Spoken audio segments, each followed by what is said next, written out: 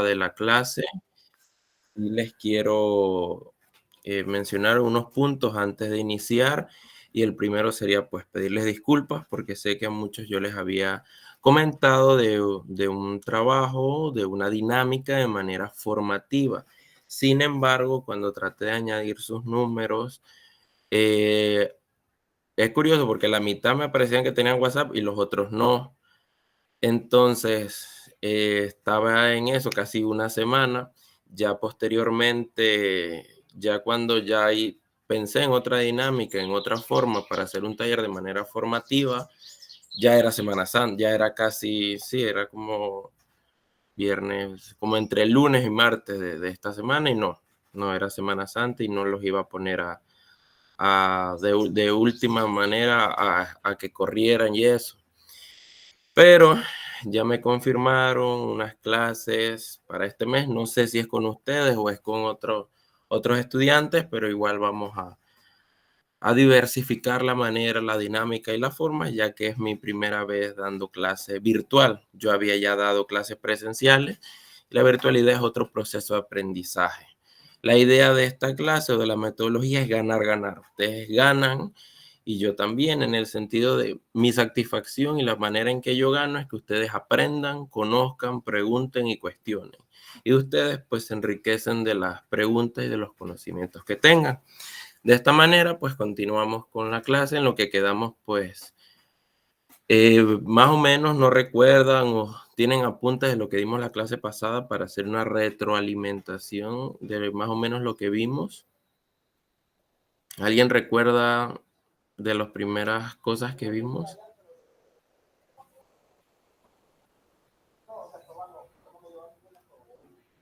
Nadie.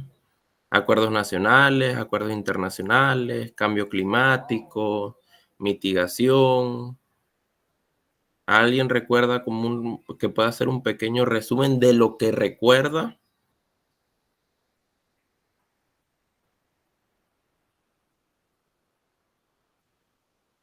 Nada, ni un poco. Hola. Buenos días, profesor. Bueno. Usted habló sobre la variabilidad del clima climático, que allí hay tiempo o temporadas que cambian, pues. Así es. Bueno, para quedar en concreto, es muy importante que ustedes sepan diferenciar el cambio climático, que es directamente ejercido o impactado por el ser humano. O sea, por las acciones, ya sea físicas, ya sea químicas o biológicas que realiza el ser humano, con la creación de industrias, la de productos, todas estas variancias que tienen alguna responsabilidad directamente con el ser humano, mientras que la variabilidad climática es lo normal que ocurre en el clima, en el entorno, en la tierra, o sea, es lo habitual. Hablamos del fenómeno del niño, fenómeno de la niña, que a veces dicen, no, que este año va a ser del niño, que este año de la niña. ¿Qué quiere decir del niño? Bueno, que va a haber más sequía, que de la niña que va a haber más lluvia, pero realmente esto ya es lo habitual que pasa en Panamá, o sea, esto no es que es algo nuevo, sino es que por el impacto del ser humano, de alguna manera se ha acrecentado las temporadas, que por ejemplo, actualmente estamos viviendo una de las temporadas más calientes o los veranos más calientes que existen y a veces se vive lluvias más acrecentadas porque hablamos también de la precipitación. Hay una cantidad, por decirlo así, de milímetros de precipitación que caen en una zona determinada y eso se mide o debe haber un rango promedio, pero cuando se determina que en un lugar, vamos a decir, 1000 milímetros de precipitación debe caer. O sea, cuando ya se hace una medida, tal vez un poco más o un poco menos, unos rangos pequeños, pero siempre debe caer un aproximado de esa precipitación anual en el año. O sea, a veces pueden pasar días que no llueva nada o días que pare 24 horas lloviendo, lloviendo, lloviendo, y ahí se va midiendo los 1000 milímetros de precipitación. Entonces hablamos también de diferentes temas, la dinámica de los bosques, las leyes de ecología de Barry Conover. Aquí también, pues finalizamos la clase pasada con el tema de las cuencas hidrográficas. Cabe resaltar y quiero que también quede como bastante claro, pues la pregunta que hizo un, un compañero de ustedes, que fue qué se hace pues en el caso de los agricultores o las personas pues que necesitan agua para consumo humano, para su ganado, para el agricultor, para la agricultura. En este caso, pues no se puede, y yo estoy en contra de que se pueda multar al que no sabe. O sea, yo puedo llegar a una casa y te voy a decir, te voy a multar por $1000 y tú vas a decir, pero ¿qué estoy haciendo mal? Primero hay que educar para luego sancionar. O sea, por eso las políticas se deben ir centrando en, pues, poderle dar la información necesaria a las personas. Primero, saber que están haciendo mal, porque muchos no saben que están haciendo mal. Segundo, ya que saben que están haciendo mal, darle otras alternativas. Miren, pues no hagan esto, se hace esto, pero hay muchos factores que influyen. Como mencionaba, si el país no da las condiciones o los gobiernos o los ministerios no dan las condiciones adecuadas para poder tener un desarrollo o por lo menos tener eh, las condiciones mínimas de vida, entonces, pues no es que alguien se va a morir de hambre. El cuerpo humano, los seres vivos en general, están diseñados para, pues, buscar alternativas. Entonces, pero estas alternativas a veces nos afectan a nosotros mismos, porque de alguna manera, pues, puede ser una medida a corto plazo que nosotros podemos decir, bueno, pues tengo agua ahorita, mañana, pero después de 5 años, 6 años, 10 años, entonces ya no voy a tener agua. A veces se escucha como que dicen, no, vamos a achicar el pozo. ¿Qué es realmente achicar el pozo? O sea, hay todas estas cosas, tenemos que tomarlas en cuenta. También, por ejemplo, como recuerdo que hablamos sobre la formación de los suelos, la estructura de los suelos, la parte edafológica, la parte pedológica. Y aquí ocurre algo importante, y no recuerdo si lo mencioné, es el reciclaje de nutrientes. El reciclaje de nutrientes es el proceso que hace la naturaleza, que ocurren en los bosques, que ocurren en las plantas especialmente, que es cuando caen las hojas. Ocurre algo muy importante que cuando, especialmente en el reciclaje de nutrientes, cuando cae una hoja es cuando sustrae los componentes o los químicos principales de la misma, ya sea NPK, que es nitrógeno, fósforo y potasio, que son los químicos principales que necesitan las plantas, pero a su vez hay macronutrientes y micronutrientes, que estos pueden ser potasio, puede ser fósforo, puede ser azufre, pero en menores cantidades, y calcio, que todo esto tiene un porqué en el desarrollo de las plantas. El desarrollo de las plantas debe tener un desarrollo integral, no es que mayor cantidad de un nutriente o menores, no, tiene que ser integral entre todos. Entonces, cuando cae esta hoja al suelo, de alguna manera en su proceso de descomposición, los nutrientes que tiene la hoja van pasando al suelo y van nutriendo al suelo y permite la formación de más milímetros y centímetros de suelo. Y a su vez estos nutrientes que pasan al suelo los absorbe la raíz del árbol para nutrirse, y aquí ocurre el desarrollo nuevamente. Entonces, por eso se le menciona el reciclaje de nutrientes, porque a los mismos nutrientes que él va absorbiendo salen y de nuevo ocurren, pero por eso existe una biodiversidad en la composición del suelo, en el cual existe un mundo de lombrices, de animalitos pequeños, de diferentes cosas o animales que permiten que se permita existir la composición y degradar, porque las lombrices, los animales, las serpientes, las culebras, los alacranes, todos ellos tienen una función en el ecosistema, no solo la alimentación, sino también el desarrollo del mismo, y en el cual, pues, también para crear una simbiosis, que simbiosis es yo me beneficio de ti, tú te beneficias de mí. Las lombrices se benefician del suelo y el suelo se beneficia porque las lombrices permiten la descomposición de los microorganismos que existen en el suelo, pues también se benefician del mismo. Entonces es ganar y ganar. Como una de las leyes de Barry Conover dice, pues que en el medio ambiente o en la naturaleza no existen desperdicios, o sea, todo tiene un porqué. Entonces, para continuar, vamos a ver lo de las áreas protegidas. ¿Qué es un área protegida? Pues un área protegida es un área geográfica. Bueno, ¿pueden ver la diapositiva? Sí o no. Ok.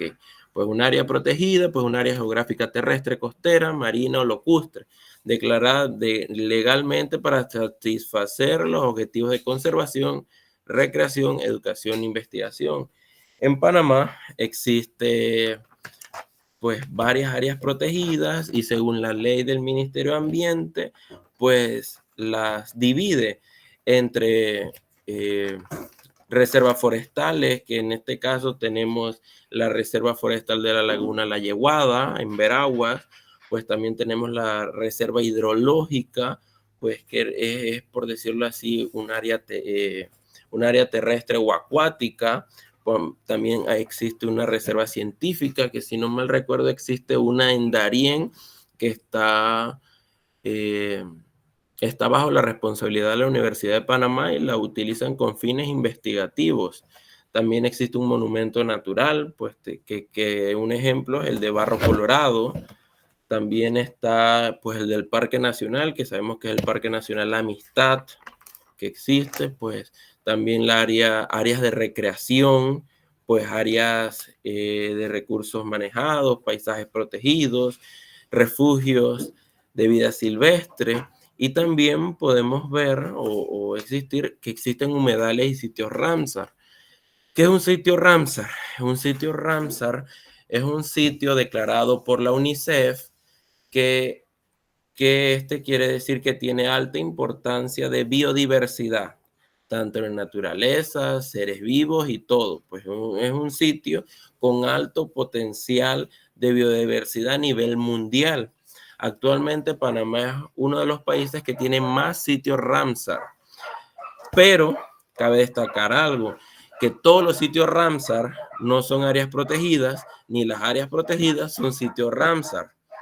Entonces, que un sitio Ramsar es declarado, o sea, un área protegida es declarada por el Ministerio de Ambiente de Panamá, o sea, por decirlo así, mediante un anteproyecto de ley que va por la Asamblea y todos estos procesos legislativos que ocurren, pero antes por un proceso técnico, que el proceso técnico es pues el Ministerio de Ambiente, que cumpla todos los requisitos técnicos y administrativos para declararse un sitio de área protegida, mientras que los sitios Ramsar son declarados por la UNICEF.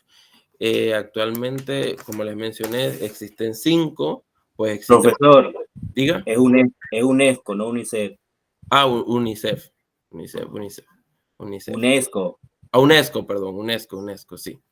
UNESCO, me equivoqué ahí. En ese sentido, pues también tenemos el Golfo de Montijo aquí en Panamá, la Bahía de Panamá. Tenemos un sitio allá en Boca del Toro, que se le dice San Bonsac, por si han escuchado de él.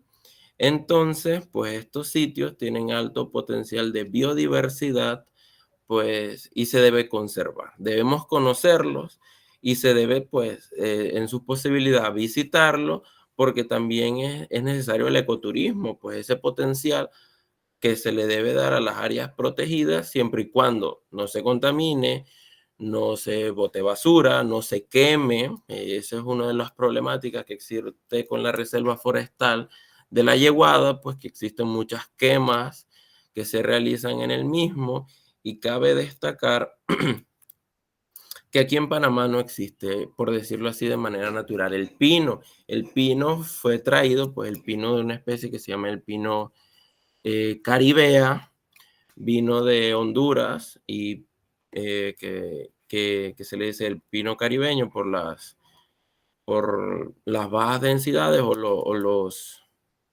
metros a nivel del mar, donde las alturas, por decirlo así. Y esto, pues, lo trajeron hace muchos años, en la reserva forestal, hubo un incidente en el cual se tuvo que hacer una restauración, y pues el pino es una de las especies donde crea una dinámica, un ecosistema por sí solo. Pero para la reproducción del pino, pues ya sabemos que es por las pinavetas que se le dice, o por el fruto del mismo, pero para que se puedan desarrollar o abrir necesita altos niveles de sol o altos niveles de calor. Entonces el ser humano, para aumentar este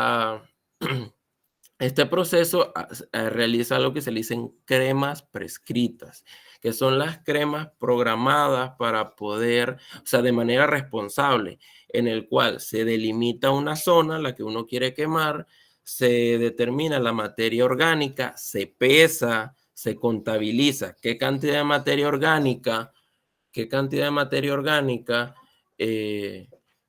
cuál materia orgánica que es, si son las acículas, que se pueden decir que son las hojas del pino, si hay excremento de algún animal, si hay rocas, qué cantidad de suelo, qué tipo de suelo, si es arena, arcilla o algún tipo de suelo que exista, o limo.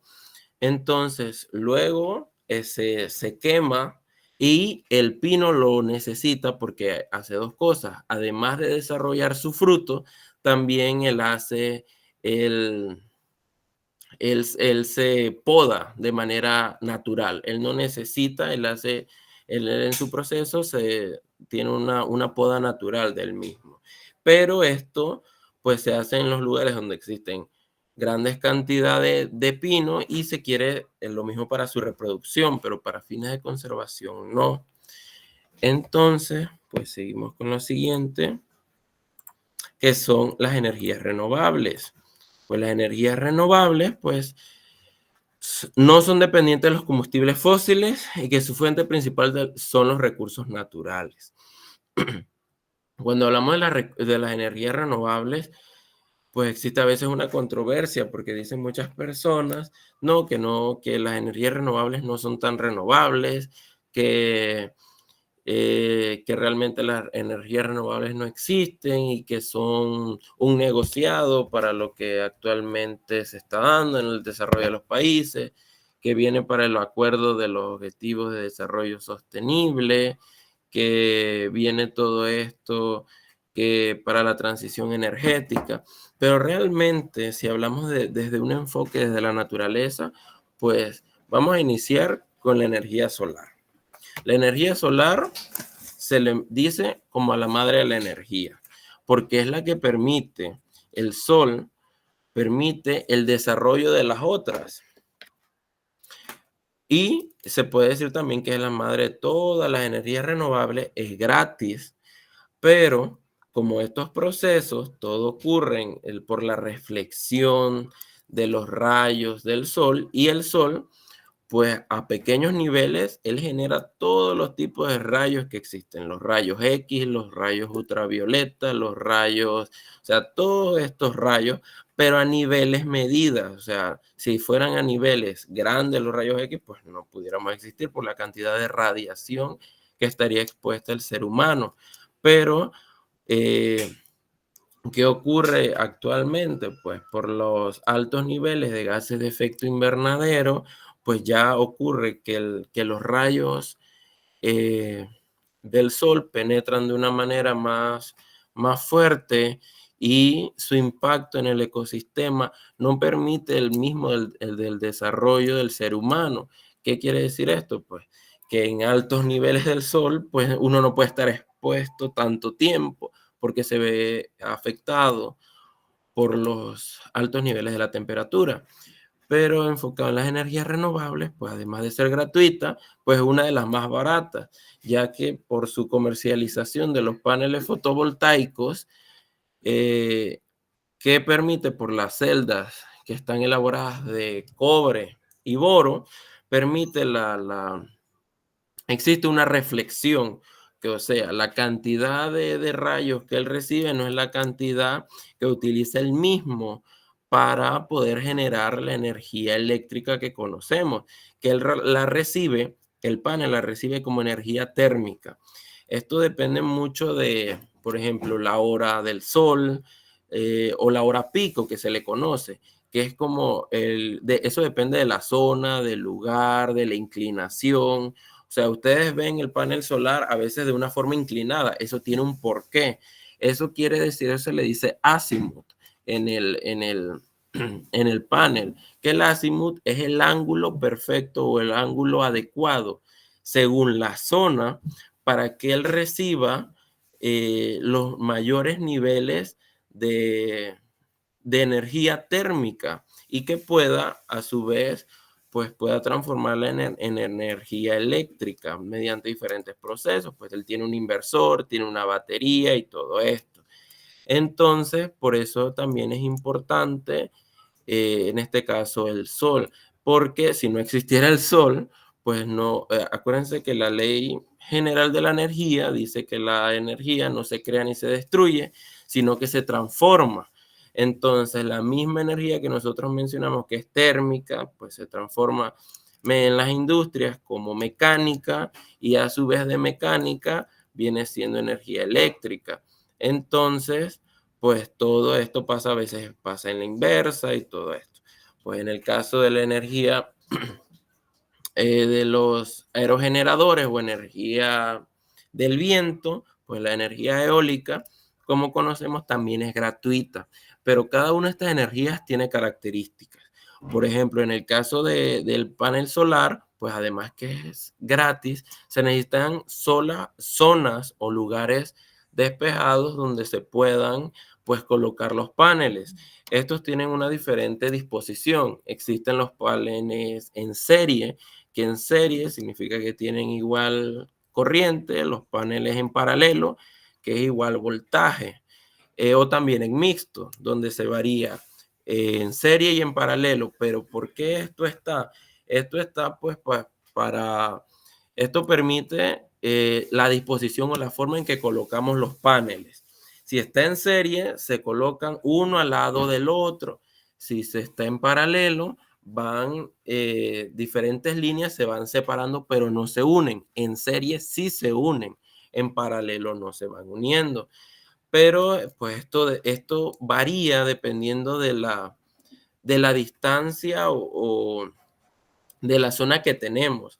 Bueno, ya entrando en los aerogeneradores, pues los aerogeneradores pues son estructuras que tienen, como lo dice su palabra, un generador, pues que cuando se mueve por la fuerza del viento, los aerogeneradores, que ese es el nombre correcto que se le dicen a la estructura, cuando este mismo se va moviendo, él ya va generando una energía y la va convirtiendo de manera hidráulica, o sea, de manera del movimiento de las aspas, la va convirtiendo de manera, porque internamente tiene un generador a a energía eléctrica. Pero en esta parte de los aerogeneradores, pues necesitan zonas muy despejadas. Lastimosamente hay que cortar árboles para poderlos instalar. Existe una gran problemática a nivel mundial con los aerogeneradores, que es eh, que muchas aves al cortar los árboles se confunden y piensan que son árboles, entonces mueren muchas aves, ocurre pues que caen el excremento o se ven afectados algunos animales en la biodiversidad por la creación de las mismas.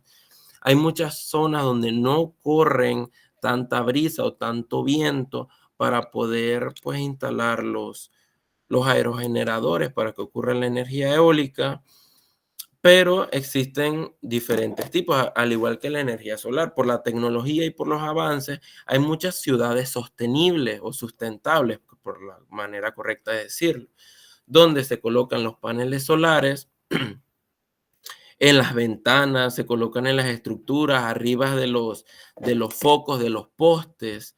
También los aerogeneradores, pues como en el mar, o en las zonas acuáticas ocurren más brisa y más viento por la manera natural.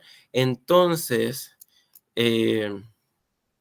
por eso es que a veces existen aerogeneradores acuáticos, que se les dicen algunos output y input. Algunos se les conocen de esta manera, que unos son los que se colocan en tierra, son los generadores terrestres, o otros son acuáticos. Un claro ejemplo es Holanda o Países Bajos, que para su matriz energética pues han colocado la instalación de aerogeneradores en acuáticos, pero todo esto tiene un impacto. O sea, realmente las energías renovables no son tan renovables, pues dependen de muchos factores. El principal factor de las energías renovables es su correcta instalación, o sea, su correcto equilibrio. O sea, porque la idea es generar el menor impacto posible.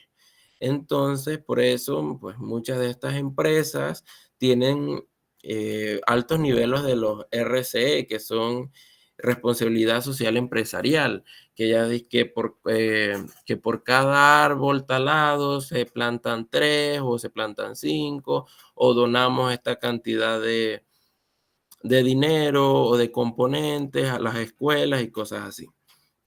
Entonces vamos con otra energía, que es la hidroeléctrica, que actualmente, pues como mencionábamos, en Panamá existen 52 cuencas hidrográficas hasta el momento registradas. Más adelante se pueden ir sumando algunas más, pero en ese caso, pues somos el país a nivel centroamericano que, a pesar que no tiene no es tan grande, pues tenemos mucho, o sea, más en los niveles de nuestra matriz energética enfocado en la hidroeléctrica es bastante. ¿Qué pasa con la hidroeléctrica? Existen dos tipos de hidroeléctrica: a filo de agua y en embalse. A filo de agua quiere decir que, como la zona, o sea, como una cuenca ya, va de caída, entonces la hidroeléctrica se instala o utiliza esa gravedad, por decirlo así, del agua que va cayendo y va entrando en las turbinas, que existen diferentes tipos de turbinas, pero esto depende de la velocidad del agua o el caudal del agua. Entonces, existen las turbinas Kepler, las turbinas Palton, pero esta pues depende de la forma y lo que realmente hace la hidroeléctrica es: entra esta cantidad de agua a la velocidad determinada, entra a las turbinas y las turbinas se mueven. Entonces, ¿qué pasa? Existe esta energía, o sea, pasa de la energía potencial, que es la energía de las alturas, pasa a energía cinética, que energía cinética es la de la velocidad, pasa en las turbinas y esto se va moviendo. Entonces, al moverse, genera lo que es energía hidráulica, lo que a su vez es energía eléctrica, que es lo que tenemos en las casas. Entonces, realmente, esta es la filo de agua. La de embalse es cuando se hacen, por decir, se crean unas compuertas donde cae el agua y se hacen algunas zonas donde el agua se queda ahí, y la misma zona de la hidroeléctrica se construye de tal manera en el cual ellos abren las compuertas cuando necesitan agua y se van moviendo. Pero pues yo considero que la menos renovable, por decirlo así, es la de embalse, porque la de embalse pues se cierran totalmente las compuertas.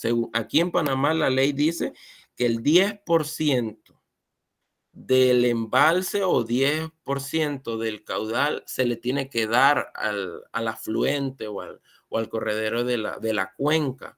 Pero las empresas no lo hacen porque ese 10% que va corriendo no es poquito, es bastante. Y ellos le está generando pues un costo. Entre más tienen menor costo. O sea, por decirlo así, pueden generar más energía.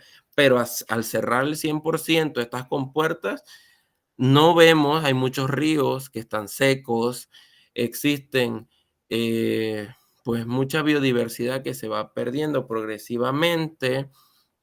Entonces ocurren todo este tipo pues de factores que si no son bien registrados, bien fiscalizados por el gobierno, pues no realmente no existe un gran impacto en que las empresas tengan una realmente responsabilidad, porque ¿de qué me sirve como empresa eh, impactar, por decirlo así, donar una escuela, reforestar? Porque yo puedo reforestar 1 hectárea, pero no significa que todos estos árboles van a quedar vivos.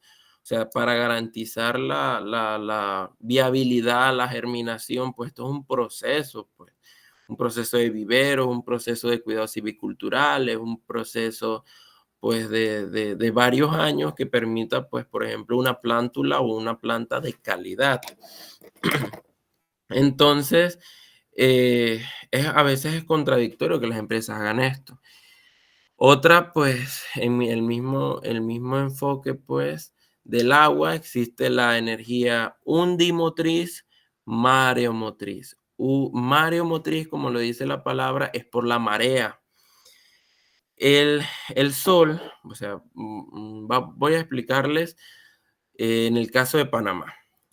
Panamá, por su posición geográfica, está en una zona que se le dice zona de convergencia intertropical.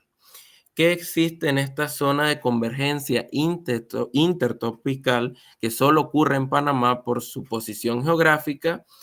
Es porque por los vientos alisios van entrando y pues existen también los vientos calientes. O sea, para que me entiendan, vienen los vientos o las brisas del norte, de América del Norte, y vienen también las brisas de América del Sur. A su vez también vienen las de Europa. Entonces ellas chocan. Al chocar, permite, pues por decirlo así, unos vientos tan específicos, porque a nivel de Centroamérica somos el país que tiene, pues somos húmedos. O sea, pues se puede decir que somos tropical húmedos, que esta característica no lo tienen los otros países. Pues pueden ser veranos secos, pero pues viendo de una manera positiva, pues es lo que permite pues el desarrollo de diferentes biodiversidad en el ecosistema pues panameño. A pesar de que somos pequeños, pues existen gran biodiversidad de plantas, de animales, y para pasar de un lugar a otro, los animales pues tienen que pasar por Panamá. Y actualmente somos el país donde existe más biodiversidad de aves. Entonces, pues ahí de alguna manera hay que conservarlo, pero mencionando pues lo que les quería decir de la zona de convergencia intertropical, pues estos choques de vientos y brisas que se dan principalmente por el sol, porque el sol permite una temperatura que hace la creación de los vientos, y a su vez pues también en el mar se puede originar las mareas. Las mareas pues se originan pues por los vientos y las brisas que ocurren, también por la gravedad. Por eso, por ejemplo, el tiempo lunar, que si estamos en luna llena, a veces dice el SINAPROM, no vayan estos días o esta temporada a las playas, porque en esta atracción que existe entre la luna y la Tierra existe una atracción proporcional. ¿Qué quiere decir esto? Que se atraen. Igual ocurre con nosotros, con la Tierra. Existe una atracción, pero la atracción es mínima. ¿Por qué? Porque si no existiera esta atracción, nosotros nosotros no estuviéramos, no nos rechazaría. Pero también influye la gravedad, que la gravedad nos permite estar caminando. Entonces, la mareomotriz es por las mareas. Por la fuerza de las mareas, él va generando energía eléctrica. Y la undimotriz, pues, es por las olas, por la fuerza de las olas, y a su vez las playas y estas zonas tienen que tener cierto nivel de fuerza de las olas para que poder instalar una planta mareomotriz o undimotriz, porque si no, no va a ser rentable. Entonces, para pues generarlo necesitan esta. Existe otra energía que se le dice energía biomásica, que esta es la energía de las plantas, pero se divide en sólida, líquida y gaseosa. En la sólida, pues tenemos el carbón. O sea, la energía biomásica, pues el carbón vegetal que nosotros conocemos habitualmente. Pues es la leña la energía biomásica o la leña es la primera energía conocida por el hombre. O sea, el hombre se quemó un árbol y él vio y en ese momento no sabía qué era, él pensó que era fuego, pero este fuego tal vez se pudo haber, o sea, eso ocurrió hace millones y millones de años y podemos atribuirlo a que pudo haber sido un rayo, por decirlo así. Pudo haber sido un rayo que impactó en un árbol y se creó el fuego. Entonces, el hombre, pues, fue la primera energía conocida, que fue la leña. Y también, pues, a la leña, también hubo diferentes avances que la conocemos, por ejemplo, carbón, que por eso inició la primera revolución industrial con el carbón, que usaban los ferrocarriles o usaban los trenes en ese entonces para poder moverse, se le tenían que ingresar grandes cantidades de carbón, tanto a los barcos, tanto a los trenes en ese entonces. Entonces el carbón era de bajo costo y también era factible. Pero ¿qué pasa con el carbón? Es muy contaminante por el humo que genera. Entonces, cabe destacar que los árboles son carbono neutral. ¿Qué es carbono neutral? Carbono neutral es la cantidad de carbono o dióxido de carbono que absorbe, es la misma cantidad que él genera. O sea, ni contamina, ni tampoco pues daña. O sea, y en este tema, pues en el caso de Panamá, Panamá tiene una peculiaridad. Panamá es carbono negativo, es uno de los 5 países en el 2016, cuando se firmó el Acuerdo de París, Panamá era uno de los 3 países carbono negativo. Actualmente Panamá es uno de los 5 países carbono negativo. O sea, ¿qué pasa? Que con por decir así, las emisiones de gases de efecto invernadero que genera Panamá son menores a la cantidad de que absorbe. Esto es porque se hace un inventario de carbono, pues este inventario pues es hacer un inventario de árboles, estos árboles cuánto absorben y así. Entonces no podemos decir que yo tengo una planta y que esta planta absorbe carbono. No, el absorber carbono pues es una peculiaridad de los árboles. Entonces, a su vez se ha desarrollado algo que se dice briquetas o pellets. Los pellets son pequeñitos, por decirlo como alimento para que se le da al ganado, a los caballos y cosas así, que ustedes ven pequeñitos pellets. Estos pellets son también de árboles y todo eso, pero por decirlo así, han pasado por un proceso donde se comprime más y se le reduce la cantidad de humedad y se le coloca, y este es el reemplazo de la energía. Hay muchas azucareras donde se maneja lo de la caña de azúcar, que son cogeneradoras. Que es ser una planta cogeneradora, genera energía eléctrica y energía térmica. ¿Y con qué genera esto? Bueno, con el bagazo de caña. Entonces, o los residuos que ellos tengan. Pero muchas de estas plantas, pues por el que el bagazo o la industria agrícola tiene grandes cantidades de agua, pues ha optado por las especies forestales. Entonces, que esto se le dice especies dendroenergéticas, que tienen 3 características: alto poder calórico, capacidad de rebrote y rápido crecimiento, que esto permite pues que en menor tiempo un árbol crezca y se pueda quemar, por decirlo así. Pero cuando pasa por estas calderas, unas calderas especializadas, lo ideal es que no contamine. Y, o sea, esto se quema, existe agua que empieza a hervir y entonces, pues es lo que es la energía térmica, por ejemplo, el agua de vapor, por decirlo así. Por ejemplo, que ustedes cocinan agua, cocinan algo. Ese vapor que se va es energía también. Entonces, pero no sé si hasta este punto tienen preguntas, comentarios, sugerencias. ¿Todo bien? Porque en ese sentido, pues, se les pide a las azucareras que hacen este proceso de la cogeneración que tengan lagunas de oxidación. ¿Qué son las lagunas de oxidación? Pues muchas de estas aguas que pasan por estas calderas y por estos procesos se contaminan y son aguas que se traen de los ríos, de los lagos, y para que tengan el menor impacto,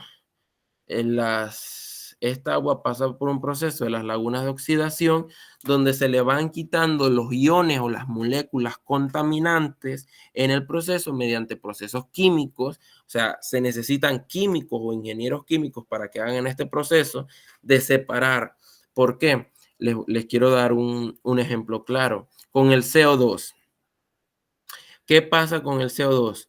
El CO2 está compuesto por una molécula de carbono y 2 de oxígeno, pero sabemos que el oxígeno que nosotros respiramos es O2. Entonces, el O2 no es contaminante, pero el carbono sí.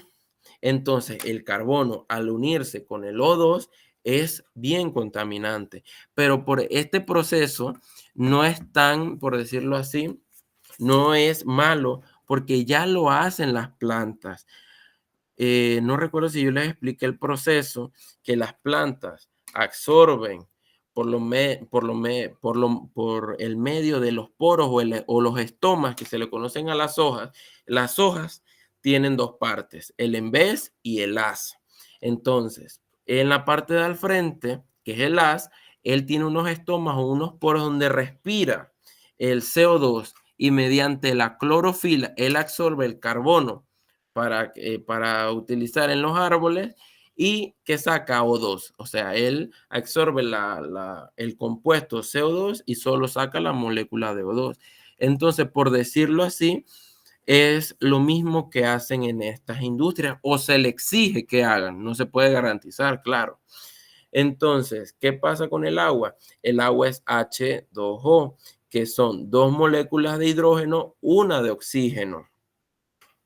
Entonces, estas empresas, pues se le pueden añadir otros contaminantes al agua. Entonces, lo que hacen estas empresas es irle quitando las otras moléculas y que solo salga O2.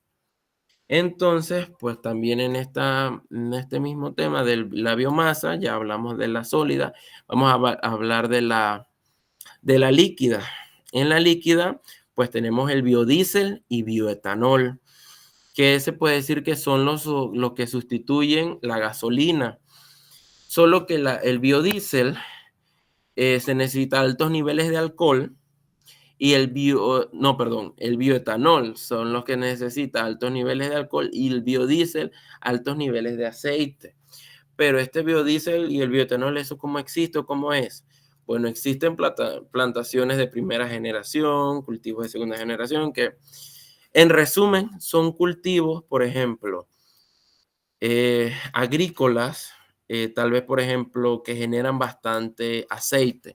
Un ejemplo de esto, del biodiesel, es los girasoles. El girasol no solamente produce produce aceite vegetal de cocina, sino también puede producir aceite para el proceso del biodiesel.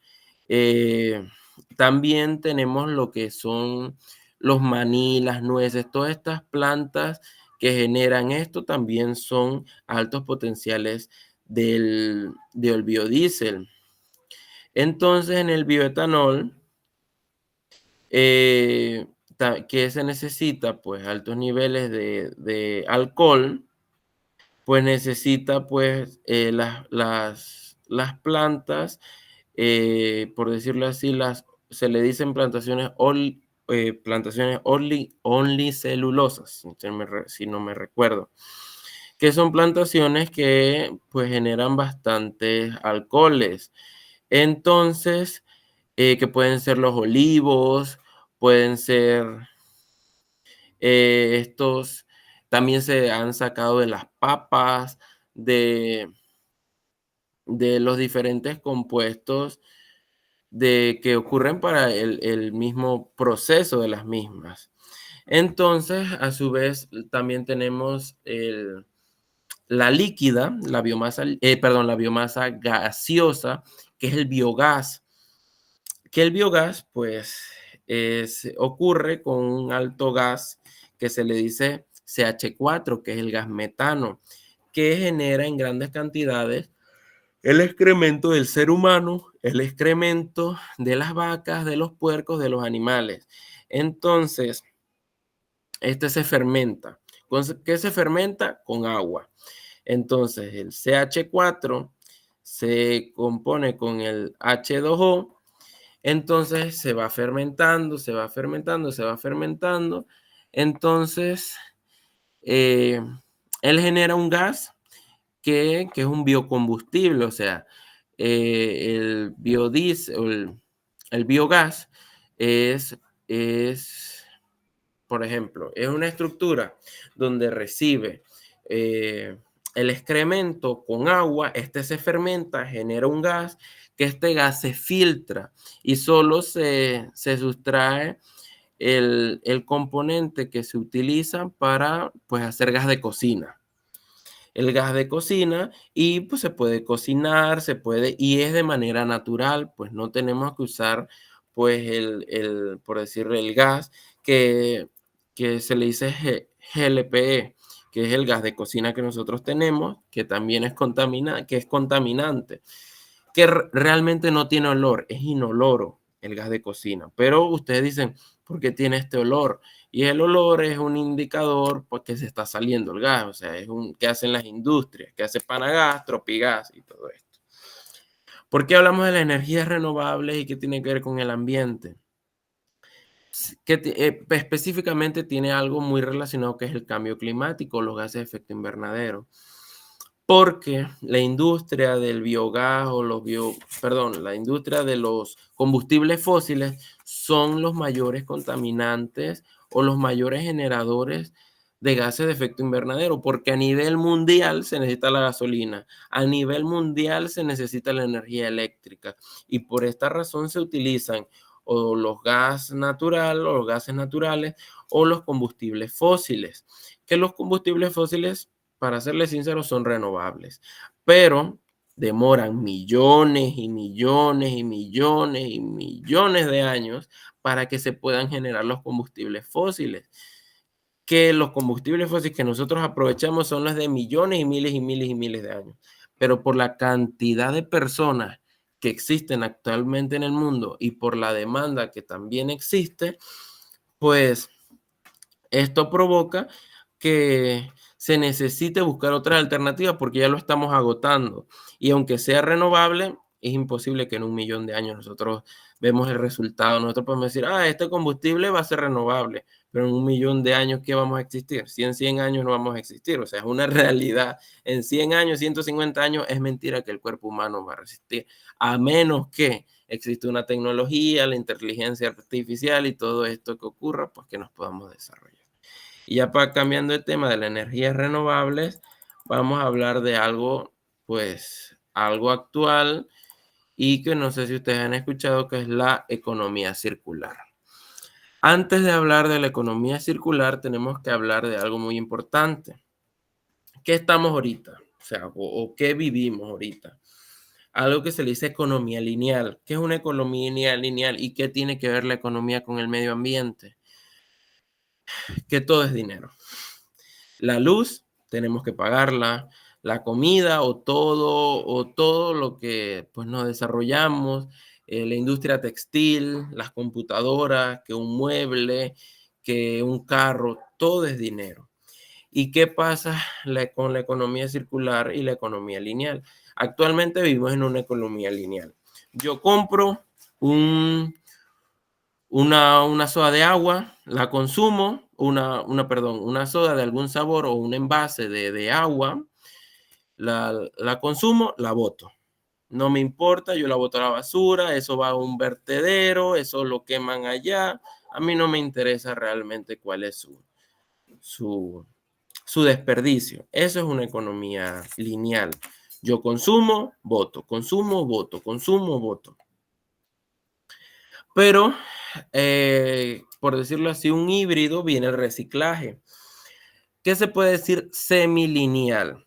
¿Qué es el reciclaje? Bueno, no, más adelante vamos a ver los plásticos, los tipos de plásticos y esto, pero los plásticos tienen una peculiaridad, bueno, además que es derivado de los combustibles fósiles. Por eso es que quemar un plástico es contaminante porque porque lo quemamos y lo que nos genera son altos niveles de CO2, dióxido de carbono. Entonces contribuimos a los gases de efecto invernadero. Entonces, ¿qué es la economía circular? La economía circular es ver el diseño de un producto desde el inicio hasta el final y que sea de una manera circular. Entonces, por eso ahí dice que la economía circular es un modelo de producción y consumo que implica compartir, alquilar, reutilizar, reparar, renovar y reciclar materiales y productos existentes todas las veces que sean posibles para crear un valor añadido. La economía circular apunta a un desarrollo. O sea, esto no quiere decir que ahora pues vivamos en los bosques como cavernícolas y que ahora no utilicemos las casas y esto. ¿Qué quiere decir la economía circular? Que todo lo que nosotros hemos utilizado hasta ahora se puede diseñar de otra manera y puede tener otras cosas. Por ejemplo, algo de economía circular puede ser el desarrollo de los vegetales y las verduras, que sea con los menores químicos posibles, que no se utilicen los insecticidas, que sea de la manera más orgánica y rentable posible, que no tengan empaques las verduras, las legumbres, las frutas. ¿Por qué? O sea, la economía circular apunta a que todo esto que sea contaminante se vaya quitando.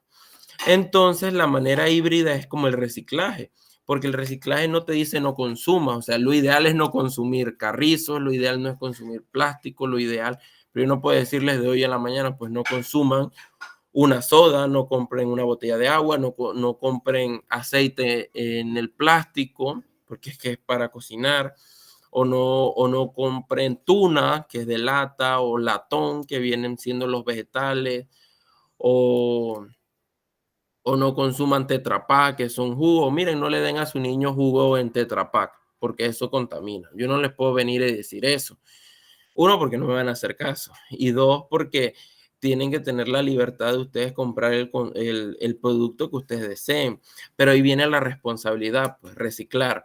Sé que en Panamá o específicamente en Chiriquí hay lugares de centros de acopio, pero la accesibilidad de los mismos no permite que las personas pues vayan y, y lo reciclen. No es como que en cada comunidad hay un lugar de acopio, no.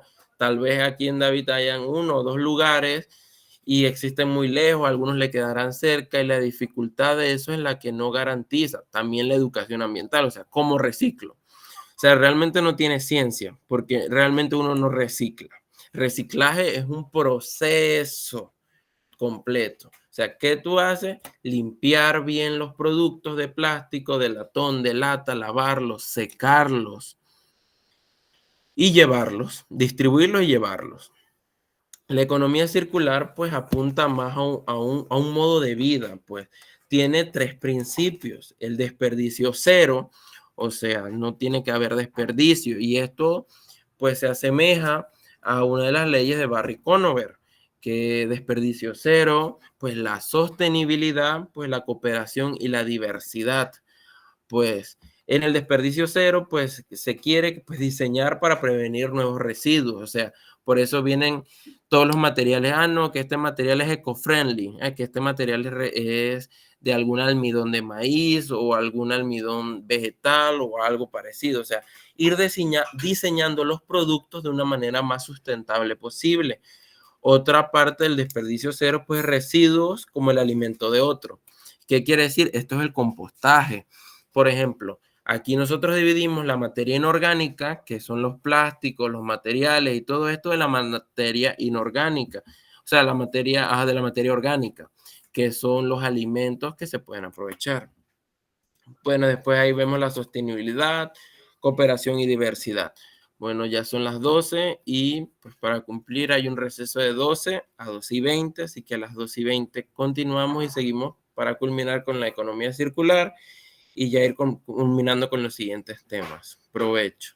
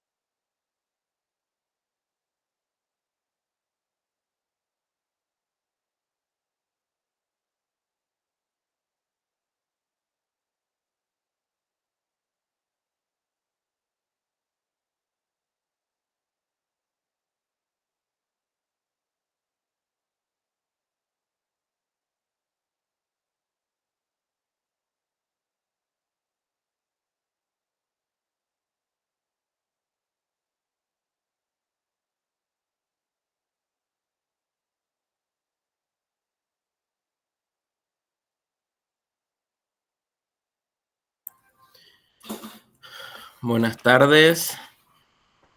Jesús, no se congeló la clase. Estábamos en receso, como el receso está programado de 12 a 2:20 como en la anterior clase.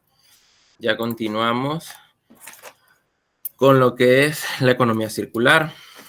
Estábamos hablando de la sostenibilidad.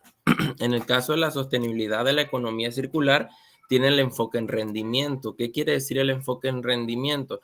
Que estos productos que se hacen desde el inicio de la manera más sustentable posible, pues puedan dar el rendimiento. ¿Qué quiere decir esto? Que un vaso de plástico, un plato de plástico tenga el mismo rendimiento que un plato, o hasta mejor, un plato de almidón de maíz o almidón de fibra de coco, o que sea igual. No es que la idea no es como hacer productos con enfoques ambientales y que no estén al mismo nivel. Existe algo también que pues para reemplazar los ladrillos de las casas se le dicen ecobricks. ¿Qué son los ecobricks? Son las botellas grandes de plástico, se dice que es para que todas estén uniformes, pues seleccionar una en específico. Por ejemplo, una de 1 litro o una de 1.5 litros. Entonces se les va llenando de pequeños plásticos, de envases, tiene que estar bien, pero bien comprimido, se cierra y ya se utiliza con cemento y esto, y anteriormente se han realizado casas con Ecobricks y hace la misma función que un ladrillo y es mucho más barato y pues no se contamina el medio ambiente. Entonces, tenemos otra... Bueno, en la sostenibilidad también tenemos el efecto cascada. El efecto cascada es, por decirlo así, es el análisis en el cual nosotros pensamos en el producto. ¿Cómo se inició? ¿Cómo se diseñó? ¿Qué vamos a hacer? Después que lo boto, ¿dónde va? ¿Qué va a contaminar? ¿Qué cantidad va a contaminar? El efecto cascada es hacer un análisis en cascada de aquel producto que nosotros estamos utilizando. Por ejemplo, si nosotros compramos un televisor, lo usamos y por X o Y motivo se daña, ¿ustedes han pensado que después de botarlo a la basura, esto qué va a hacer? ¿En qué se va a convertir? ¿Qué va a contaminar? ¿Qué va a realizar? El plástico que yo estoy utilizando en la botella con agua o la de soda, ¿qué continuidad va a tener? Entonces, esto es en sí el efecto cascada. Y en la cooperación y diversidad, pues tenemos la resiliencia, que esto quiere decir la capacidad, pues, que tenga el producto de aguantar los cambios que se den. También tenemos el pensamiento local, que el pensamiento local es poder ayudar al productor, al emprendedor de la zona, del lugar, que pues genere su ingreso de manera honrada y que tendremos una economía. La economía circular apunta a la economía de los países y no apunta, o sea, teniendo un modelo circular, no existiría la importación, o sea, que vengan, por ejemplo, aquí en Panamá no se producen manzanas, entonces la tienen que traer de otros países. La economía circular es que tienes que consumir lo que produce tu zona donde vives. Por ejemplo, si aquí producen plátano, guineo, papaya, arroz, maíz, eso es lo que se debe consumir. Lo que no se produce no se consume. Pero pues eso atentaría a una economía global y ya verían otros temas. Para continuar, y como les mencioné, lo del reciclaje, pues el reciclaje es la recolección y el procesamiento de desechos como papel, cartón, vidrio o plástico. Pues normalmente el reciclaje tiene diferentes colores, esto para dividir, conceptualizar. Esto pues permite pues el amarillo, pues son plásticos y latas, el celeste, papeles y cartones, el verde, vidrios, el rojo, materiales peligrosos, el naranja, residuos orgánicos, pues y el gris son varios que no están clasificados en por decirlo así, en este rubro. Entonces el reciclaje, pues lo principal es tener un centro de acopio. Pues yo no puedo decir voy a llevar materiales de reciclar si no sé dónde llevarlos y cuáles llevarlos. dependiendo, hay centros que aceptan más, hay centros que aceptan menos, dependiendo, pues, de las condiciones que tengan, pues ellos van aceptando pues el plástico 1, el plástico 2, el plástico 3 y así sucesivamente. Bueno, el tema del plástico lo vamos a ver un poquito más adelante. Entonces, pues, en el caso del reciclaje, principalmente es llevar el material limpio, lavado y seco. O sea, que tenga restos de comida no es lo ideal porque uno lleva el material y ellos mismos lo van distribuyendo para pues que siga el continuo proceso del mismo, ya sea elaborar otro producto del mismo material o seguir elaborando el mismo. Esto en el caso del reciclaje y todo esto. Vamos siguiendo a un tema más diferente, pero que tienen que ver con el medio ambiente, que es el medio ambiente y la seguridad alimentaria. Es algo, pues, que no sé si han escuchado qué es la seguridad alimentaria, de qué se trata, cómo se come eso, qué tiene que ver con eso y lo mejor de todo, pues, cuál es su relación con el medio ambiente. Bueno, en el caso de la seguridad alimentaria, pues, es la situación en que todas las personas en todo momento tienen la disponibilidad, tanto económica como la disposición, pues, de poder comprar los productos de una manera inocua, o sea, todos los alimentos. Y, pues, en la seguridad alimentaria apunta a que los sectores tienen que o el sector agrícola tiene que ser de la manera más orgánica posible y no sea contaminante. Entonces, pues, que sean la cantidad de alimentos. Pues los determinantes para la seguridad alimentaria de un país, pues es la disponibilidad, que exista la cantidad de alimentos en una zona, pues para que se puedan comprar. El consumo tiene que ver con la cantidad de personas. Por ejemplo, si hay 100 zanahorias o 100 papas, ¿cuántas personas hay que existe esa disponibilidad? Hay más personas porque si hay 200 personas, las reglas o por decir los determinantes de la seguridad alimentaria es garantizar la seguridad alimentaria en calidad y cantidad dependiendo de, no de manera que ay, me voy a glotonar un montón de arroz porque es que yo como bastante, no, de manera nutricional, dependiendo la edad, dependiendo el tamaño, dependiendo el peso que debes tener acorde a esa edad. Entonces, si existe una correcta seguridad alimentaria, garantizaríamos que todas las personas puedan tener una alimentación básica y digna, por lo menos. Lo otro es la calidad y la inocuidad.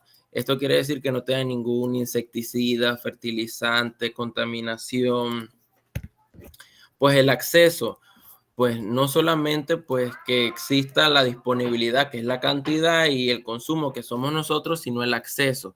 La seguridad alimentaria también tiene que ver con cuánto cuestan los alimentos, cuánto cuestan las verduras, cuánto cuesta, y si en una casa tienen el acceso económico para comprar esas verduras, esas legumbres, porque de qué sirve que existan gran cantidad de verduras y legumbres, existan gran cantidad de población, pero la economía esté tan baja que no tengan la disponibilidad para comprarlos, o si pueden comprarlos, no tengan los mismos accesos que tendrán otras personas.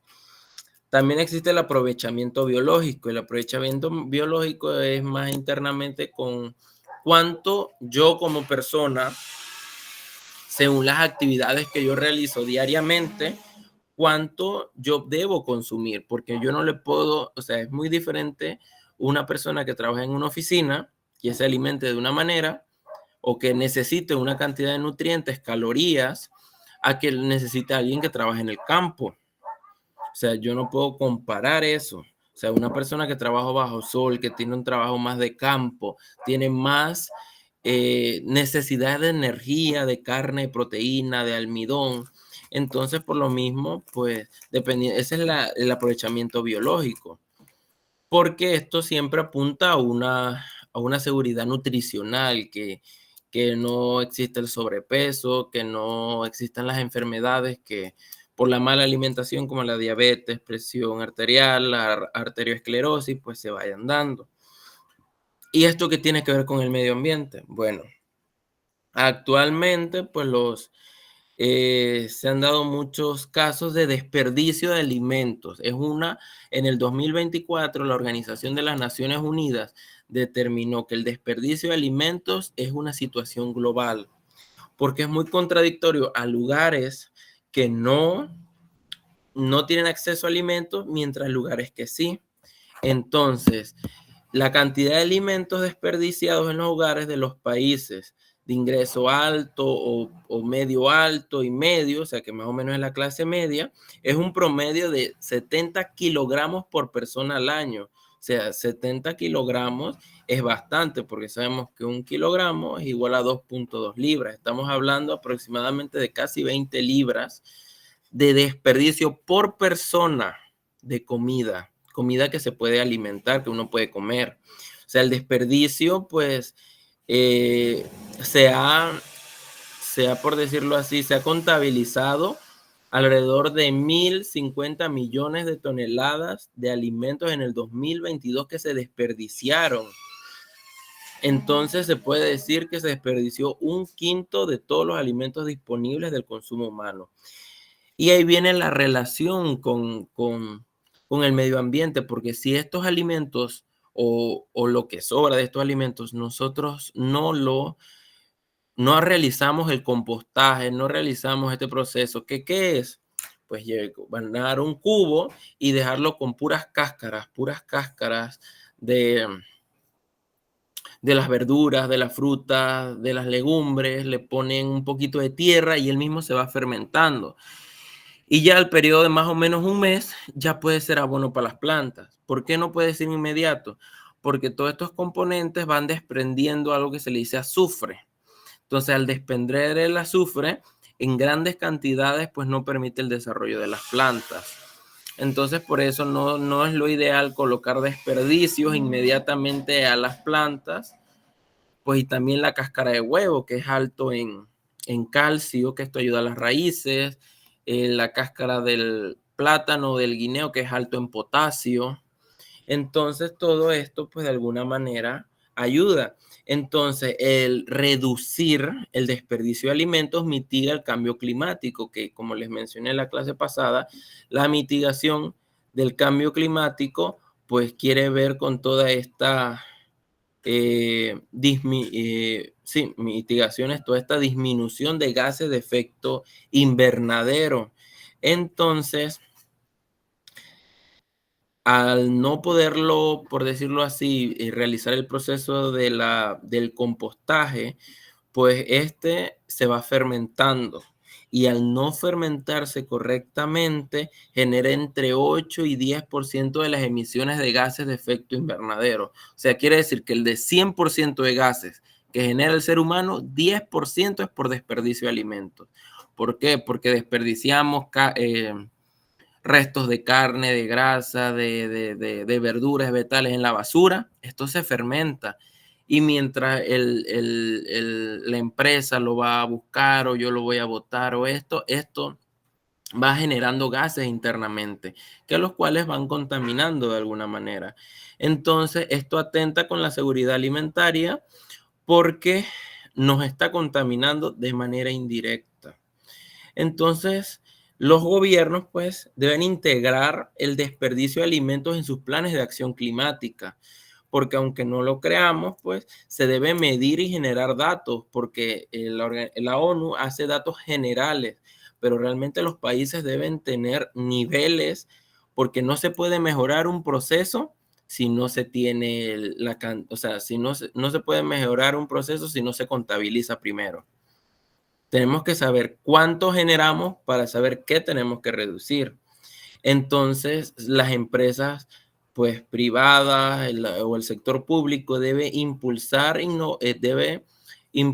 ideas pues para evitar las pérdidas y reducir pues el envasado, porque a veces en el supermercado venden pedazo de piña, pedazo de papaya, y la ponen en un cartón que se le dice polietileno, que esto es contaminante. Entonces, de alguna manera, no existe la seguridad alimentaria en el proceso pues que tienen las empresas. La idea es que las piñas o los productos no tengan envase o no tengan ningún tipo de plástico. Pues lo ideal sería pues promover huertos urbanos, lo que conocemos como agricultura regenerativa, que eso lo vamos a ver un poquito más adelante. Entonces, promover los huertos ecológicos en las casas, pues que ustedes tengan sus alimentos. Si pueden plantar su plátano, sus ajíes, su yuca, su otoe, su limón. O sea, eso es lo ideal, pues para evitar pues esta contaminación. Entonces, venimos por otra parte, pues que es uno proyectos socios ambiental. Y ahí va apuntando pues el proyecto que yo les quería dejar o la actividad, la tarea, todo esto, que se trataba de que ustedes en grupo hicieran un proyecto socioambiental viendo las necesidades de sus comunidades y qué alternativas que pudieran hacer. Una campaña de reciclaje, una campaña de educación ambiental, una campaña de lo que ustedes consideraban, porque hay que tener en cuenta que un proyecto inicia de una problemática. Y en el sector ambiental, pues, o en el tema de ambiente, existen muchas problemáticas. Entonces, los proyectos se dividen en dos fases, proyectos a largo plazo o proyectos a corto plazo, que a corto plazo tienen un fin, un inicio, un fin y un objetivo. Por ejemplo, proyectos a corto plazo es educar a las personas, un ejemplo, de las comarcas o a las personas de difícil ingreso en la gestión integral de residuos sólidos, porque esto permite pues la creación la eliminación de vertederos a cielo abierto y la eliminación la eliminación de vertederos a cielo abierto y pues reabastecer y redistribuir otras maneras donde botar los desechos, lo que promueve el reciclaje o por lo menos ayudar a las comunidades a que hagan sus huertos ecológicos. O sea, tú educas a la comunidad 6 meses y ya te vas a otra comunidad, donde tú le dejas los conocimientos y a ellos ya les toca continuar. Pero en el caso de proyectos a largo plazo, son proyectos que perduran, que demoran muchos años, que muchas veces son las ONG, que son las organizaciones no gubernamentales, o las OBC, que son las organizaciones de base comunitaria, que son dirigidas o enfocadas a proyectos más de las comunidades. Entonces, los proyectos pueden ser de cualquier temática, sociales, económicos, proyectos de cualquier índole, pero yo me enfoco en la parte ambiental, porque ustedes en sus comunidades, van teniendo las herramientas del conocimiento, no al 100%, pero es que al final uno no lo sabe todo. Entonces, pues en sus comunidades, pues, o por decir, con sus vecinos, hacer un proyecto de reciclaje o un proyecto de acopio de materiales. ¿Qué se pudieran hacer con el alcalde? ¿Qué se pudieran hacer con el representante de su corregimiento? Que sí se puede, porque yo lo hice en el 2021. No estoy en ningún partido político. Tocó hacer cartas, tocó hacer educación ambiental en la comunidad, fue más o menos un proyecto de alrededor de un año en el cual se dividieron en 3 fases. Un proyecto de educación donde uno debe educar qué, cómo, cuándo y por qué. ¿Qué es lo que reciclas? ¿Cómo lo debes hacer? ¿Cuándo van a ser las fechas que se van a recibir? ¿Y por qué? Porque tienen que saber la importancia. O sea, yo no voy a reciclar porque es que alguien me está diciendo que lleve mis materiales. Yo voy a reciclar porque si no lo hago estoy generando un desecho que al final se va a contaminar. Entonces, puntos de apoyo, pues buscar pues la manera del transporte que se pudieran llevar los materiales a un centro de acopio y así. Entonces, un proyecto socioambiental pues apunta a eso, a que se debe pues preservar y ayudar al medio ambiente, pero con la vinculación social. Pues seguimos en el caso del plástico. Pues el plástico no se disuelve, además si reciclamos el plástico estaremos consumiendo menos cantidad de materiales primas, de recursos naturales y energéticos no renovables, así evitamos que estos se agoten. El plástico supone que más de 12% de la cantidad de los residuos sólidos urbanos. Entonces, ¿qué es el plástico? Pues como les mencionaba, también el plástico viene de los combustibles fósiles, por eso es muy contaminante. Y el plástico es uno de los, o sea, tenemos que separar dos cosas, desecho y residuo. Desecho es lo que ya no podemos aprovechar de ninguna manera. Y residuo es aquel que nosotros podemos pues sacarle algún provecho económico, algún provecho o algún beneficio o algún método de reciclaje. Por eso se le dice gestión integral de los residuos. Entonces, pues en el plástico tenemos una peculiaridad. Ustedes pueden hacerlo en sus casas, pues buscar el plástico o materiales que ustedes consideren de plástico y ver el triángulo que está en la parte de abajo, que el 1 significa bueno, ese nombre que se le dice más o menos como PET, que es el plástico más fácil de reciclar, alta transparencia, emisión de colorantes. El 2, pues es el HDPE, que es el plástico de sencillo de reciclaje, alta resistencia, pero es uno va con los materiales. Ya cuando uno los va tocando y los va tanteando y ya uno va conociendo qué tipo de materiales son, más o menos cómo uno los puede diferenciar, y a su vez el PVC, pues que es uno de los que más conocemos, pues es un plástico difícil pero posible de reciclar. Pero estos pues dependen de las empresas que tengan la disponibilidad de pues poderlo realizar. El otro es el LDPE, pues que es de baja densidad, que pues es un plástico difícil pero posible de reciclar también, de alta resistencia. El 5, que es el PP, también entre más sube el número, significa que es más denso, más grueso y a su vez tiene más dificultades para poderse reciclar.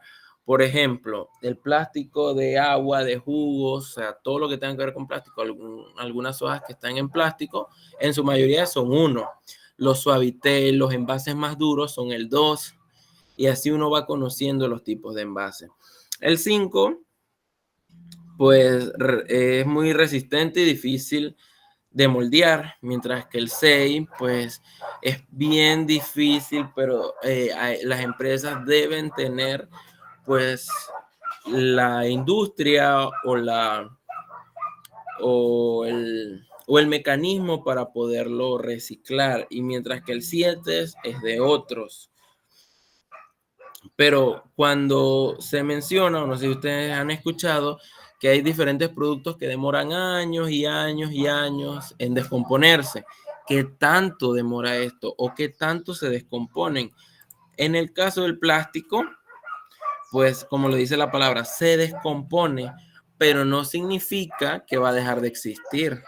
El microplástico, lo más que puede realizar es descomponerse y dividirse, lo cual ocasiona que crea el microplástico, que son partículas de plástico menores de 5 milímetros hasta tamaños tan pequeños que son imperceptibles. Son productos degradados de residuos plásticos y contaminan el medio ambiente. Actualmente, pues se ha atribuido el microplástico en el agua, a los peces, a los animales, y estudios científicos han determinado que el ser humano consume el microplástico, ya sea por medio de la carne, por medio de los pescados, por medio de las verduras, porque si nosotros tiramos un plástico a la tierra, no es que se va a descomponer y va a desaparecer, sí se va a dividir, sí ustedes van a ver, pero se van a convertir en microplástico, que de alguna manera nosotros tiramos, quemamos, hacemos, pero al final nos contaminamos a nosotros mismos. Porque yo puedo decir, yo tiro esta botella o esta basura al mar, pero si a mí me gusta el pescado, el camarón, el pulpo, todo esto, al final no lo voy a consumir. O si yo lo tiro por la calle y a su vez existe un río contaminado y los afluentes, al final llegan al mar. O sea, los ríos desembocan en el mar de alguna manera. O sea, el final. Entonces, a veces no vemos la magnitud del impacto que nosotros estamos realmente realizando, y los microplásticos son altamente contaminantes porque al nosotros ingerirlos, pues existe alteración porque el ser humano no lo puede procesar, no lo puede, ¿cómo decirlo?, digerir en el sistema digestivo. O sea, lo podemos tragar, pero en el estómago los ácidos no lo derriten. Entonces nos contamina. Por eso es importante, uno, tratar de no consumir o no productos que tengan plástico. Y dos, si los consumimos, pues de alguna manera reciclados, o sea, que los podamos reciclar. Entonces, son diferentes maneras o alternativas que les puedo mencionar. Otro, los sistemas agroforestales. Como les mencioné en los huertos ecológicos, en los huertos urbanos, pues lo ideal no es hacer monocultivos, que por ejemplo, los monocultivos es hacer hectáreas de un solo cultivo, porque esto degrada los suelos. Por ejemplo, ustedes ven cómo se cultiva el arroz. Bueno, esto va degradando y va contaminando de alguna manera los suelos. Entonces, lo ideal es tener sistemas agro, o sea, la combinación de lo agro con lo forestal, porque en lo forestal hay algo que se le dice la familia leguminosa, que la familia leguminosa son especies que son fijadoras de nitrógeno. ¿Qué quiere decir esto? Que en sus raíces van desarrollando altos niveles de nutrientes, de beneficios para el medio ambiente, de todo esto. Entonces, por eso es importante los sistemas agroforestales, combinar el maíz, el arroz, el plátano con árboles, con plantas que pues permitan que minimicen los impactos negativos. Y a su vez se han dado estudios, porque cuando yo estuve en la universidad, una compañera que hizo un estudio del café, y el café que ella hizo, el estudio que realizó fue el café que estaba en lugares con árboles y tenía mucho mejor sabor que los cafés que solo estaban solos. Tenía mejor calidad, inclusive ella la contrataron en la empresa para hacer análisis de ese mismo café. Entonces se ha demostrado que esa interacción que se ha dado, pues tiene mejores beneficios para el medio ambiente y el desarrollo de los mismos. Otro, pues, es la agricultura regenerativa. Pues la idea de la agricultura regenerativa, pues, es regenerar, estimular y mantener la fertilidad y biodiversidad de la tierra. Es no solamente, pues, es dejar las plantas, es dejar... Bueno, yo busqué un video para que me puedan entender. Espero que también presten atención porque voy a realizar preguntas y pues espero que puedan ver el video.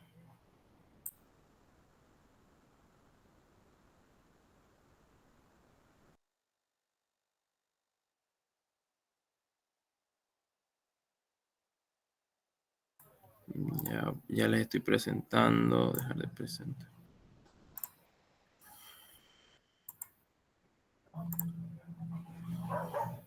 Aquí puede marcar la diferencia en la carrera contra la crisis climática, mejorarle la vida a millones de agricultores, detener la pérdida de biodiversidad y mejorar la salud de la humanidad. Esta tierra no se ha arado en años, no se han utilizado fertilizantes químicos, pesticidas o herbicidas y la productividad se ha mantenido o ha mejorado, capturando además enormes cantidades de CO2 en el suelo, reteniendo mucha más agua, multiplicando la biodiversidad y ahorrándole a Ernest una fortuna en agroquímicos y en diésel. Se llama agricultura regenerativa y esta huerta de 300 hectáreas llamada Berkan Fruits, que produce más de 12 millones de kilos de verduras al año, liderada por Ernest en Tarragona, la está empezando a llevar a la práctica, monitorizando los resultados con científicos de varias universidades. Y la clave está en hacerlo todo al revés. En lugar de arar la tierra generando emisiones de efecto invernadero, ya que la materia orgánica del suelo, el carbono, se oxida con el oxígeno y forma CO2, Ernest la mantiene siempre cubierta de vegetación y no toca la estructura del suelo, capturando carbono en la tierra. En lugar de tractores, tiene un ejército de lombrices e insectos que mantienen la tierra esponjosa y preparada para las raíces. En lugar de usar fertilizantes químicos que aportan nutrientes a la planta pero pueden destruir la vida del suelo y generar grandes problemas, Ernest tritura y composta los restos vegetales o incluso los restos de poda de fincas vecinas y los convierte en compost vegetal, el único abono que echa en los cultivos. En lugar de herbicidas, Ernest utiliza esto, un rodillo que tumba y aplasta las plantas tras la cosecha, abonando la tierra, protegiéndola del sol e impidiendo que crezcan hierbas no invitadas. Los cultivos se plantan de forma directa sobre este sustrato.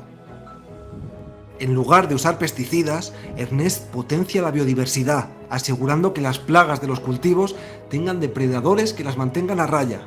Además, estamos innovando en técnicas sencillas como, por ejemplo, plantar flores entre medio de nuestros cultivos que, por ejemplo, en sandía nos ayudan a controlar el pulgón. Antes nos gastábamos 400 euros por hectárea en fitosanitarios para controlarlo y ahora nos gastamos los 40 euros que nos vale la flor. En lugar de ver a los insectos y a la vida salvaje como el enemigo a combatir, Ernest ha llenado toda su finca con hoteles para insectos en troncos agujereados, charcas, matorrales y plantas aromáticas para que puedan vivir todo el año. Y si hablamos del agua, crucial en estos tiempos de caos climático, un suelo vivo y esponjoso puede retener hasta 10 veces más agua que un cultivo convencional. Como más materia orgánica tenga un suelo, más capacidad de retención de agua. En estos tiempos que no llueve, esto es vital. La agricultura intensiva convierte a los agricultores en clientes recurrentes, a menudo asfixiados, de las agroquímicas, con un coste ambiental y social descomunal. La agricultura regenerativa permite al agricultor recuperar el control, independizarse de la agroindustria, resistiendo mucho mejor la sequía y teniendo mejores cosechas, pasando además a ser un actor central de la transición ecológica y la lucha contra la crisis climática, pudiendo acceder además a los pagos a agricultores por secuestro de carbono en el suelo y por restauración de biodiversidad, que están empezando a llegar. Aquí tenemos la zona donde tenemos el acolchado vegetal. Fijaros que bien, sin labrar, hicimos la cubierta, pasamos el roller, plantamos y fijaros cómo está. En cambio al otro lado, donde aquí hemos hecho cultivo más convencional, fijaros cómo tenemos la planta con problemáticas varias. La agricultura regenerativa lo cambia todo, en huerta, en olivares, en frutales, hasta en cereal. Los suelos vivos pueden secuestrar inmensas cantidades de carbono y ser una herramienta crucial en la lucha contra la crisis climática y ecológica. Cada vez más grandes empresas alimentarias se están comprometiendo a incorporar altos porcentajes de productos regenerativos en su oferta, pero aún falta información, faltan etiquetados independientes y falta regulación. La Asociación Agricultura Regenerativa ha elaborado el primer mapa ibérico de explotaciones regenerativas, que ya es accesible al público, para ayudar a expandir este cambio absolutamente clave. Desde Hope, junto con la Asociación de Agricultura Regenerativa, ayuntamientos e instituciones públicas, estamos empezando a organizar encuentros formativos en los que agricultores que ya han hecho la transición le explican a otros agricultores sus técnicas y sus resultados, para que puedan cambiar. Tenemos soluciones, es hora de aplicarlas. Es ahora.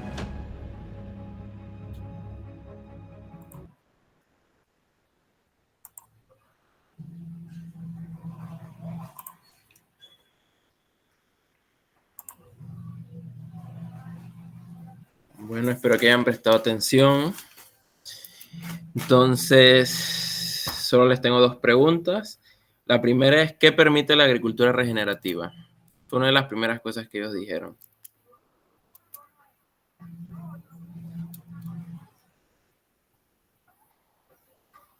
Cuidar el suelo. Sí, cuida el suelo, exactamente. Es una. Otra, mencionaron varias.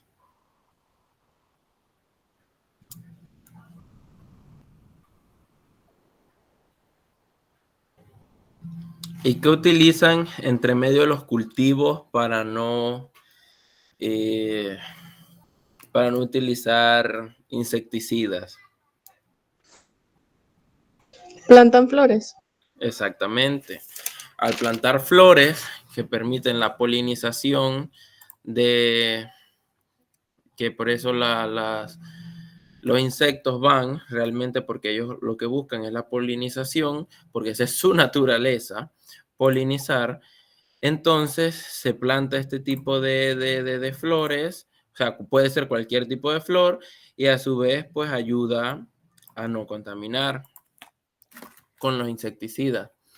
Vamos a hablar de, ya finalizar, uno de lo último, pues la contaminación del aire, pues esto ya hemos hecho referencia con lo que de la quema de basura, pero yo lo quería mencionar porque la mayoría de los niños y niñas respiran aire contaminado. O sea, podemos decir yo quemo basura, pero hay algo que pues en una capacitación que tuve aquí en Panamá con la Policía Nacional, la Policía Ambiental, ellos nos decían, el derecho de uno termina cuando comienza el derecho de otra persona.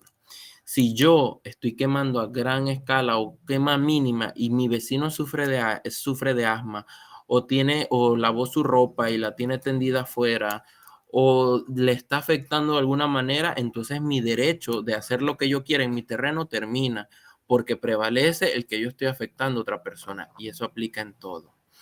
Entonces, tenemos que tener mucho cuidado con la contaminación del aire porque es una de las causas de los cánceres de pulmón. Entonces, tenemos que prevenir todo esto. Pues la contaminación del agua, pues si les quiero destacar aquí, pues que 1 litro de aceite usado contiene aproximadamente 5,000 veces más cargas de contaminantes que el agua residual.